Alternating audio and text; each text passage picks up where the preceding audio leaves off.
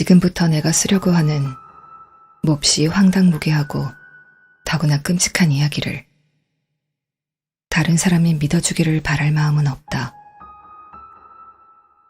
나 스스로도 그것을 부인하고 싶은데 다른 사람이 믿어주길 바란다는 것은 참으로 미치광이 짓에 지나지 않으리라. 그러나 나는 미친 것도 아니고 또 꿈을 꾸고 있는 것도 아니다. 나는 내일 죽을 몸이다. 그러므로 오늘 마음속의 무거운 짐을 홀가분하게 벗어버리고 싶을 따름이다. 지금 나의 당면 목적은 한 가정에서 일어난 극히 가상적인 일련의 사건을 솔직하고 간결하게 자질구레한 설명 같은 것은 빼버리고 세상 사람들에게 털어놓으려는 것이다. 결과적으로 이 사건들은 나에게 공포를 주고 번민을 주고 나를 파멸로 인도하고 말았다. 그러나 나는 그 까닭을 설명하고 싶지는 않다. 그 사건은 나에게는 공포감을 주었을 뿐이지만 다른 사람들에게는 공포감보다는 오히려 기이한 감을 줄 것이리라. 어쩌면 장차 지혜 있는 사람이 나타나서 내가 이토록 두려움을 갖고 이야기하려는 환상적인 이 이상한 사건을 실로 평범한 인과관계의 연속에 불과한 하나의 일상사로 규정짓고 나의 환상을 깨트리게 될는지 모르겠다.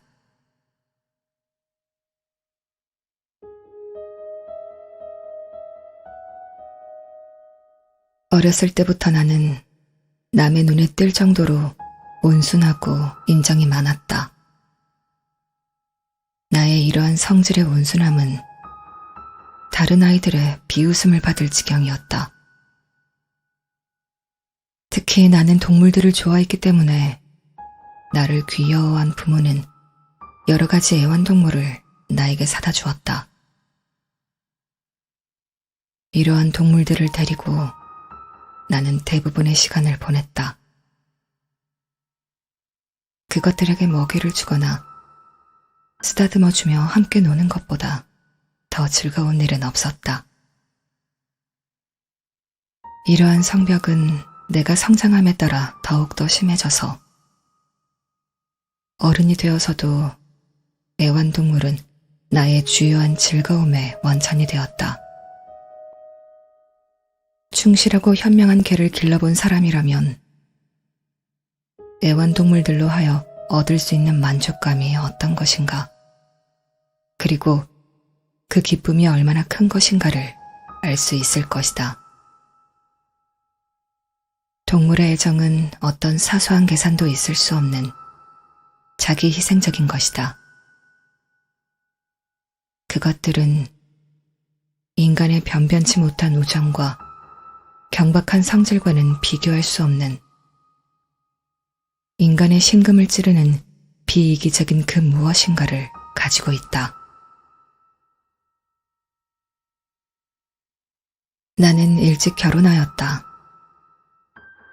다행히 나의 아내의 성질도 나와 비슷하였다. 내가 동물을 좋아하는 것을 안 아내는 기회 있을 때마다 귀여운 애완동물을 사들였다. 그리하여 우리는 갖가지 동물들을 사육하게 되었다. 여러 가지 새묘, 금붕어, 개, 토끼, 작은 원숭이, 그리고 고양이까지 기르게 되었다. 특히 고양이는 몸집이 크고 아름다웠으며 전신이 새까맣고 놀랄 만큼 영리했다. 어떤 얘기 끝에 그 고양이가 영리하다는 말이 나오면 아내는 내심으로 적잖이 미신을 믿는 편이었으므로 의례껏 까만 고양이는 원래 마녀가 변장해 나온 것이래요 하고 옛날부터 전해 내려오는 전설을 들춰내는 것이었다. 아내가 뭐 별다르게 그 점에 신경을 쓰고 있었던 것은 아니었다. 그런데 웬일인지 이제 그 이야기가 선뜻 머리를 스치고 지나가서 하는 말이다. 플루토, 저승의 신. 이것이 고양이의 이름이었다. 플루토는 가장 내 마음에 드는 장난친구였다. 매번 내가 먹이를 주었으며 집안 어디고 내가 가는 곳마다 졸졸 따라다녔다. 내가 외출할 때 거리로 따라오지 못하게 하기 위해 여간 애를 먹지 않았다. 이렇게 하여 나와 고양이와의 우정은 몇 년이나 계속되었으나 그동안 나의 기질이나 성격 전체가 음주벽 때문에 극도로 악화되고 말았다. 날이 갈수록 침울해지고 성질이 급해져 사소한 일에도 발끈하며 또 남의 기분 같은 것은 생각하지도 않게 되었다. 걸핏하면 아내에게 욕설을 퍼붓고 심지어는 때리기까지 하게 되었다. 이러한 나의 난폭한 성질은 애완동물들에게도 영향을 미치게 되었음은 말할 나위도 없는 일이었다. 나는 여태 귀여워하던 동물들을 돌보아주지 않았을 뿐더러 학대까지 했다. 그러나 플루토에게만은 아직도 다소 애정이 남아있었다. 그러나 토끼나 원숭이나 개들이 어쩌다 반가워하며 내 곁으로 오면 나는 사정없이 그것들을 괴롭혔다. 그러나 나의 음주벽에서 비롯한 난폭한 성질은 심해져서 알코올 중독과 같은 무서운 병이 또 있을까? 마침내는 이제는 늙어 빠져 자칫하면 토라지기 잘하는 플루토까지도 학대하게 되고 말았다. 어느 날 밤 내가 늘 잘 다니던 술집에서 잔뜩 술을 퍼마시고 곤드레 만드레가 되어서 집에 돌아오자 어쩐지 고양이가 나를 피하는 것처럼 보였다. 나는 고양이를 붙잡았다. 나의 난폭한 행동에 놀란 플루토는 이빨로 핥히어 손에 가벼운 상처를 냈다. 그러자 순간 나는 악마와 같은 분노에 사로잡히고 말았다. 그만 나는 자신을 잊어버리고 말았다. 원래의 나의 온순한 영혼은 순식간에 나에게서 떠나버리고 진에 의해서 불붙은 악마보다도 더 처참한 사심이 나의 전신을 쫙 타고 내리며 후들후들 떨리게 했다. 나는 조끼 주머니에서 나이프를 꺼내어 불쌍한 고양이의 목을 꽉 움켜잡고 소름이 끼치게도 고양이의 한쪽 눈알을 안과로부터 도려냈다. 아, 이렇게도 그 저주스럽고 흉악한 행위를 기록하려니 나는 낯이 화끈거림을 피할 수 없다. 따라서 나의 몸은 달아오르고 몸서리치도록 떨린다. 아침에 잠이 깨고 이성이 되돌아왔을 때, 즉 어젯밤의 수면으로 하여 폭음의 여독이 풀어졌을 때 나는 어젯밤 내가 저질렀던 범죄에 대해 반은 공포를, 반은 회한을 느꼈다. 그러나 그 감정도 미약하고 애매한 것에 지나지 않았다. 나의 영혼까지를 움직인 것은 아니었다. 그 후 나는 여전히 하루하루를 폭음으로 보냈고 곧 그 잔악했던 나의 행동에 대한 모든 기억을 술로 지워버리고 말았다. 이러는 동안 고양이는 점점 회복되어 갔다. 도려낸 눈은 다시 쳐다보기 싫도록 끔찍스러운 꼴이었으나 이제는 별로 통증을 느끼지 않는 모양이었다. 고양이는 전과 다름없이 집안을 이리저리 돌아다녔으나 내가 가까이만 가면 몹시 무서워하며 급히 도망치는 것이었다. 아직도 나에게 조금은 옛날의 온순한 성격이 남아있었는지 이전에 그토록 나를 따르던 고양이가 그렇듯 나를 보면 불이 나게 도망치는 것을 보고 처음에는 역시 슬프게 느껴지기도 했다. 그러나 그런 기분도 잠시뿐이었으며 다시 우라가 치밀었다. 마침내는 나를 최후의 파멸의 함정에 쓸어넣으려는 것처럼 악귀 같은 짓궂은 감정이 복받쳐 올라왔다. 이러한 감정에 대해 아직까지 철학은 아무런 설명도 하지 않았다. 그러나 나는 이것이 인간의 심장의 원시적인 충동의 하나, 즉 인간성을 지배하는 근본적인 충동의 하나라고 확신한다. 해서는 안 된다는 이유 하나 때문에 오히려 어리석게도 남에게 피해를 끼치는 바보스런 짓을 몇백 번이라도 되풀이해보지 않은 사람이 도대체 있을까? 그저 그것이 최선의 판단에 위배되는 것이라는 것을 알고 있기 때문에 그 올바른 판단을 배반하고 싶어지는 경향에 우리들은 늘 놓여있는 것이 아닐까. 이러한 짓궂은 감정이 나를 사로잡아 마침내 최후의 파멸로 이끌어들이고 말았던 것이다. 아무 죄도 없는 고양이를 박해하도록 계속 충동질하고 결국은 고양이를 죽이게까지 한 것은 내 마음속에 번민을 주고 나의 온순했던 본성을 누리나면서도 악을 위해 악을 범하려는 이 불가해한 욕구 때문이었던 것이다.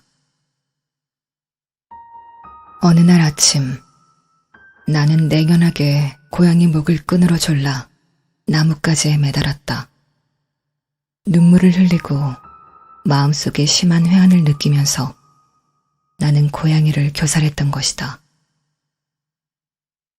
고양이가 나를 사랑했다는 것을 알고 있었기 때문에 또 고양이가 나에게 분노를 일으킬 아무런 이유도 없었기 때문에 그리고 이렇게 하는 것이 죄악을 범하는 것이라는 걸 알았기 때문에 고양이를 교살했던 것이다. 나의 불멸의 영혼을 더없이 자비롭게, 더없이 위대한 신의 자비심까지도 미치지 못할 심연으로 추방할 정도로 큰 죄악임을 알고 있으면서 그렇듯 끔찍스런 일을 저질렀던 것이다. 이 참혹한 행위를 저지른 날 밤 나는 불이야 하는 소리에 번뜩 잠을 깼다. 침대 커튼에 불이 붙어 있었고 온 집안이 온통 불길에 쌓여 있었다. 아내와 하녀, 그리고 나는 가까스로 문만 빠져나왔다. 무엇 하나 남김없이 모두 타버리고 나의 모든 재산을 송두리째 불살라버렸다. 그 후부터 나는 절망의 함정 속에 빠져 신음하지 않을 수 없었다. 나는 이 재난과 나의 광포했던 행위 사이에 어떤 인과관계의 연관성을 찾아보려 할 만큼 마음이 약한 위인은 아니다. 그러나 사실의 연관관계를 자세히 기록하고 싶을 뿐이다. 따라서 어떤 사소한 하나의 매듭이라도 불완전하게 내버려두고 싶지 않다. 화재가 일어난 다음 날, 나는 불탄 곳에 가보았다. 벽은 한쪽만 덩그렇게 남아있고 모두 헐리어 있었다. 그 남아있는 곳은 집의 중앙. 그러니까 나의 침대 머리맡에 그다지 두껍지 않은 벽이었다. 이곳만은 석회가 잘 타지 않아 그대로 남아있었던 것이다. 이것은 아마 최근에 새로 발랐기 때문인 것 같았다. 이 벽에 많은 사람들이 모여 한 부분을 자세하고도 열심히 바라보며 조사하고 있는 모양이었다. 이상한걸? 이라든지 참으로 신기한걸? 이라든지 그 밖에 그와 비슷한 말이 쉴 새 없이 오가고 있어 나는 호기심을 가지고 그곳으로 가보았다. 그곳에는 하얀 벽에 조각이나 한 것처럼 거대한 고양이의 상이 나타나 있었다. 그 인각이 놀라울 만큼 정교했다. 그리고 고양이의 목둘레에는 올가미 한 가닥이 감겨 있었다. 처음 이 유령. 나는 그렇게밖에 생각할 수 없었다. 처음 이 유령을 보았을 때 나의 놀라움과 공포는 극심했다. 그러나 겨우 정신을 차리고 마음을 가라앉혔다. 건물에 거의 붙어있다시피 한 정원수에 내가 고양이를 매달았던 일이 돌이켜 생각났다.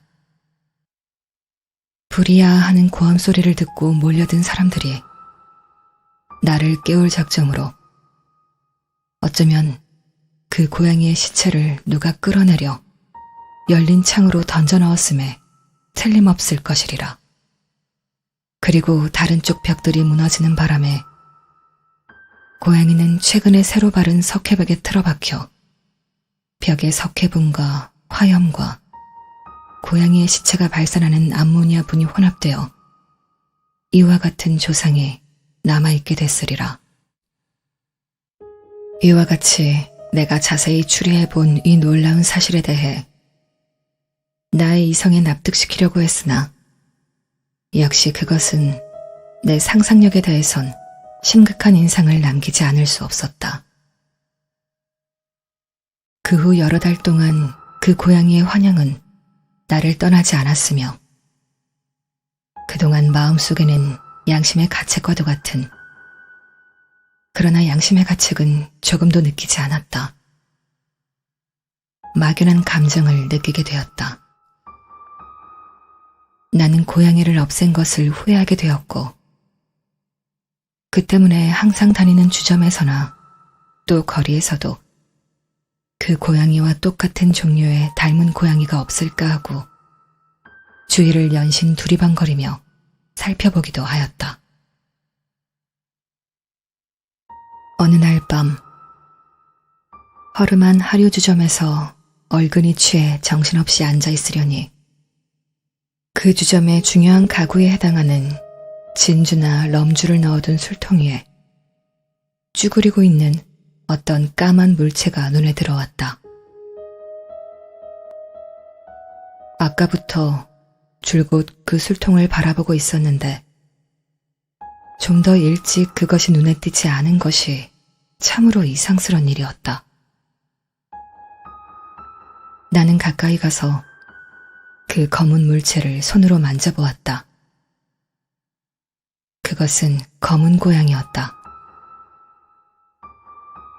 플루토와 아주 비슷한 크기로서 단지 한 가지만을 빼놓고는 꼭 그대로 닮은 것이었다. 플루토의 몸에는 한 군데도 흰털이 없었으나 거의 가슴 전체가 흰 백색의 반모로 덮여 있었다. 내가 손을 가져가 만져주니까 그 고양이는 곧 일어나 목에서 골골 소리를 내고 내 손에다 몸을 비비었다. 그리고 내가 아는 체 해준 것이 기쁜 모양이었다. 이 고양이야말로 내가 찾고 있던 것임에 틀림없었다. 나는 곧 주인에게 이 고양이를 사겠노라고 말했다. 그런데 주인은 자기네 고양이가 아니며 또 어디서 언제 온 것인지도 모르고 지금까지 본 일조차 없다고 했다. 나는 내가 그 술집에서 일어서려 할 때까지 고양이를 쓰다듬어 주었다. 그리고 일어서려니까 고양이도 따라 나설 눈치였다. 아니나 다를까 고양이는 나를 따라오고 있었다. 집에 돌아오는 길에 나는 몇 번이나 몸을 굽혀 고양이를 어루만져 주기도 했다.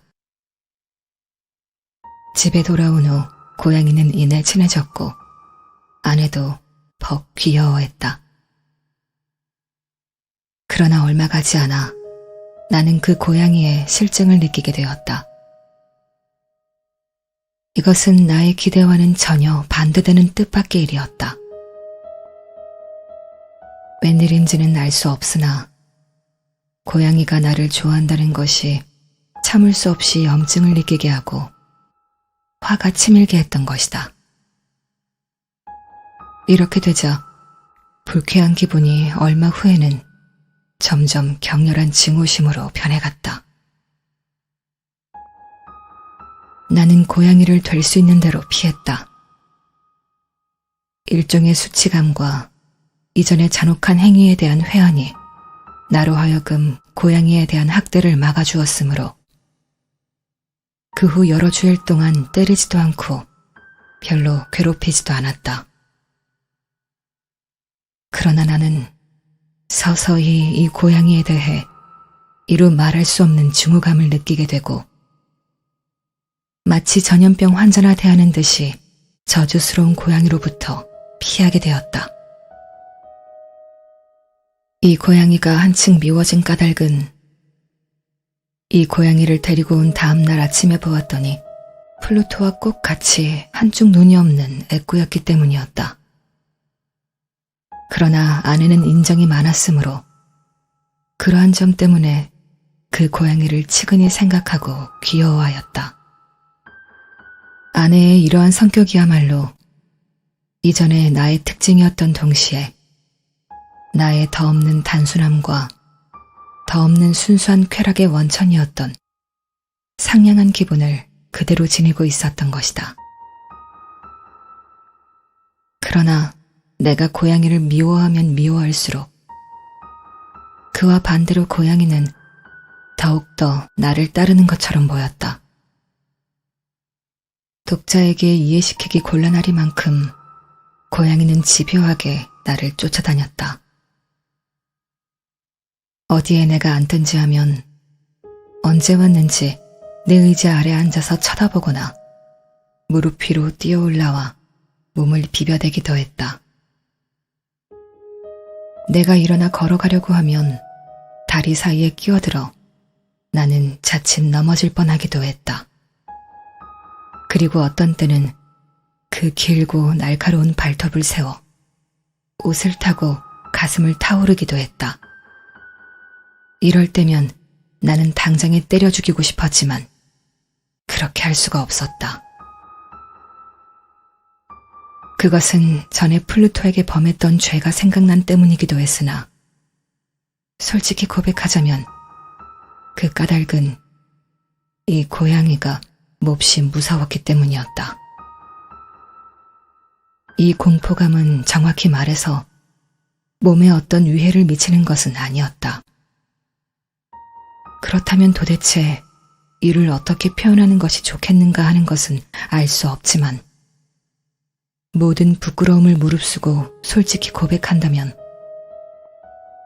실상 이렇듯 중죄수의 감방에 갇혀 있으면서도 고백하기 좀 부끄러운 이야기지만 고양이가 나에게 기름을 부은 그 공포감이라는 것은 가장 보잘것없는 망상으로 말미암아 생겨난 것이었다. 앞에서도 말한 바와 같이 이 고양이와 전에 내가 죽인 플루토 사이의 유일한 다른 점인 가슴에 있는 흰 반점에 대해서 이 흰 점이 좀 이상하죠? 하고 아내는 여러 번 나의 주의를 환기시켰다. 이 반점은 크기는 했으나 본래는 아주 희미한 것이었다. 그러던 것이 점점 눈에 띄지 않을 정도로 변해가서 마침내는 뚜렷하게 윤곽이 드러났다. 그것은 무엇라고 말할 수 없이 몸서리가 처지는 그런 형태였다. 그 때문에 나도 그 괴물을 미워하고 무서워하며 만약 그렇게 할 용기만 있다면 없애버리고 싶었던 것이다. 그리고 그 반점의 형태를 지금에야 깨달았지만 그것은 등골이 오싹하는 교수대의 형상. 그것은 바로 공포와 죄악, 고민과 죽음의 비애와 공포로 가득 찬 형구의 형상이었다. 나는 이제 어쩔 수 없이 보통 인간이 떨어질 수 있는 처참한 지경보다 더욱 처참한 지경에 떨어지고 말았다. 그 못된 한 마리의 동물이 그 동족을 내가 죽인 것도 사실을 속이면 그만인데 전지전능하신 하나님의 형상에 맞추어 그대로 만들어진 인간인 나에게 이와 같이 견딜 수 없는 고통을 주다니. 이미 밤이고 낮이고 나에게는 안식의 기쁨이라는 축복은 없어지고 말았다. 낮에는 낮대로, 고양이는 한순간도 내 곁을 떠나지 않았고 밤에는 또 밤대로 나는 표현할 수 없는 공포의 꿈 때문에 매 시간마다 벌떡벌떡 일어나야 했다. 그러면 얼굴에는 고양이의 뜨거운 입김이 훅훅 끼쳤으며 또 내 가슴 위에는 내 힘으로는 어쩔 수 없는 악마의 화신이 천근 무게로 짓누르고 있는 것이었다. 이렇듯 고통에 짓눌리다 보니 나에게 남아있던 한 가닥의 선심마저도 사라지고 말았다.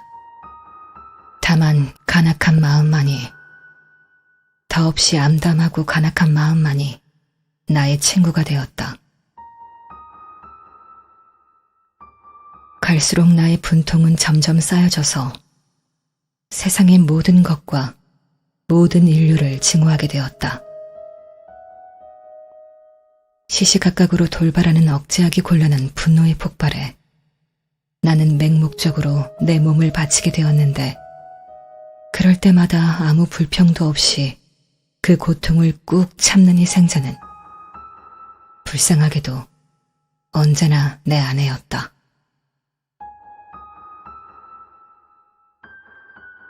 우리는 가난했기 때문에 불에 타고 남은 옛집 지하실에서 살고 있었다.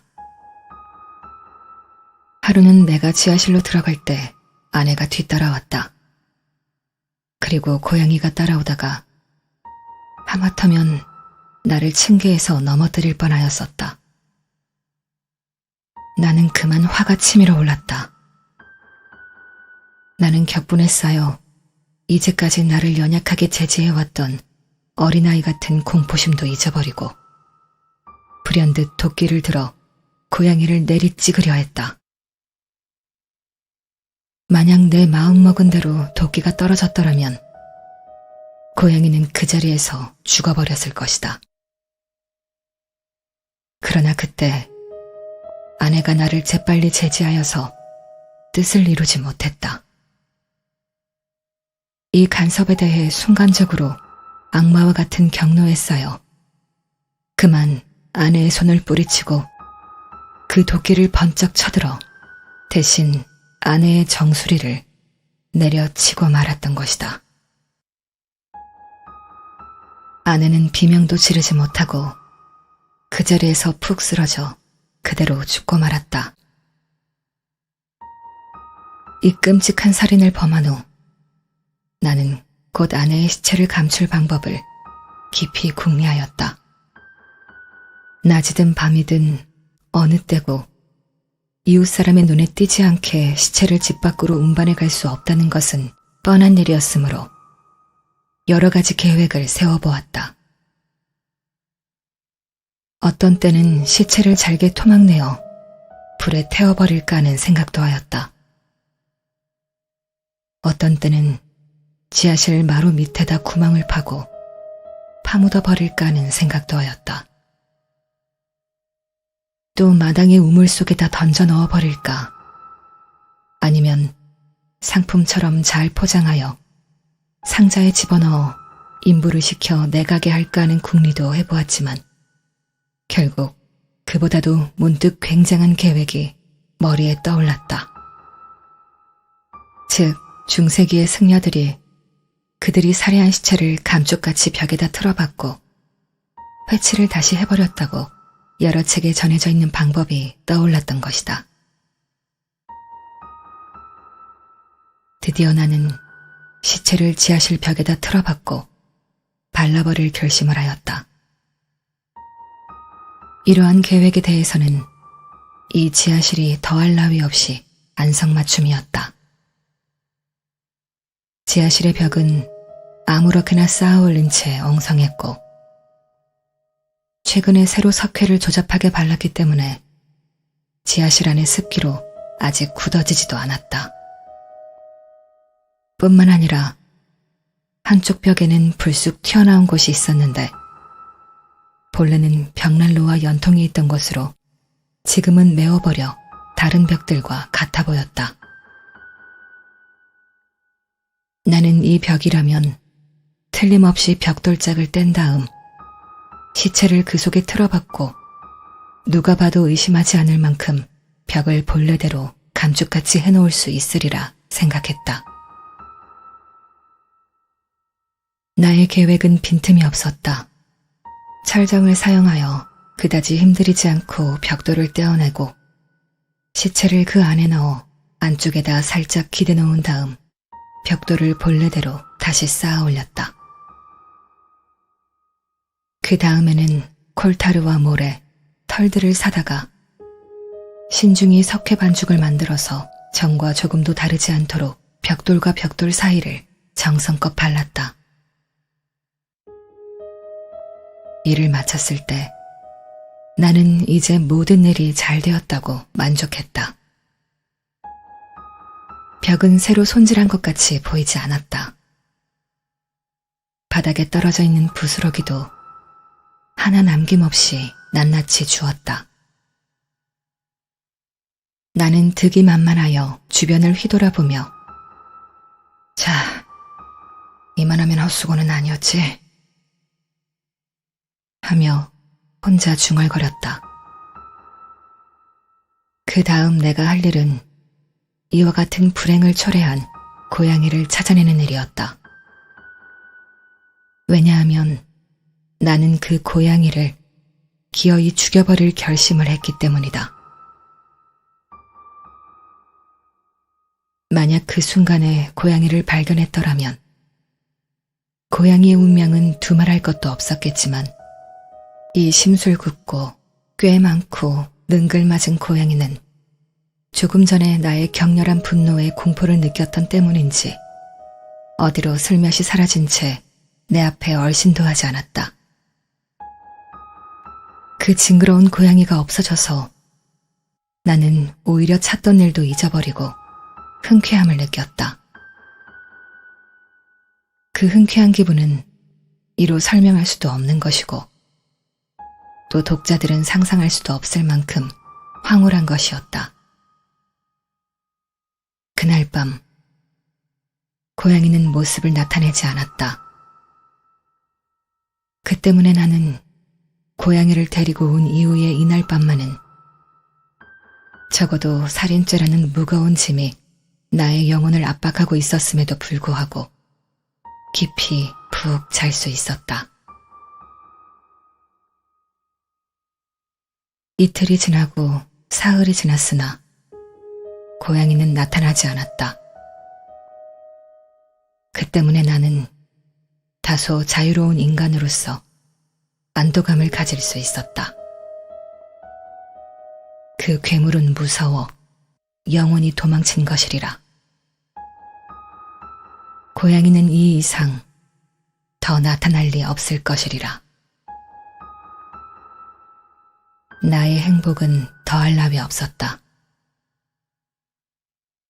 그리고 내가 범한 그 가증스러운 죄의식도 거의 나를 괴롭히지 않았다. 두세 번 신문을 받기는 했지만 나는 문제없이 대답을 해낼 수 있었다. 그리고 한 번 가택수색까지 받았으나 수상한 것이 발견될 리 없었다. 나의 장래의 행복은 이미 따놓은 당상처럼 확실하게 느껴졌다.